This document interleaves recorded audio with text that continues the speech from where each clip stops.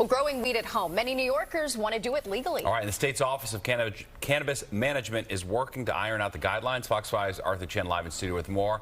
And Arthur, that board is actually supposed to meet tomorrow. Steve, Natasha was, and we just learned hours ago that meeting has now been canceled. We're going to explain why in just a minute, but this part of the agenda will still be moving forward next month. There is a saying in business that if you want to save money, you cut out the middleman, and that is exactly what New York State is paving the way for as it prepares to let New Yorkers grow their own marijuana, which would mean never having to pay for cannabis at a store. That is, if you can find a legal one.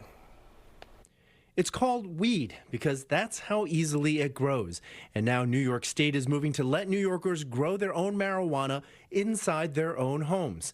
The State Cannabis Control Board has begun outlining rules allowing residents to cultivate their own stash. It would just mean that people don't necessarily have to go through a consumer experience or something where they're trying to find a dispensary, which has been, quite a challenge as the state has been grappling with multiple lawsuits that have really delayed the rollout. The current draft would let New Yorkers 21 or older cultivate up to 6 mature plants. Those are ones where the buds are visible, and 6 immature plants per home.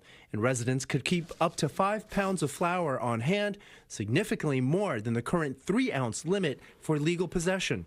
Residents are not allowed to sell what they grow. It's going to make a really, really big difference. Alexander Overoff is CEO of The Bud Grower, one of many companies selling kits for people to grow marijuana at home. He says those who grow can save more than 90% off the money they currently spend buying cannabis from retailers. In the state of New York, where you're probably going to be allowed to grow 6 plants, that means you're going to be able, with a basic grow, to be able to generate around $12,000 worth of yield.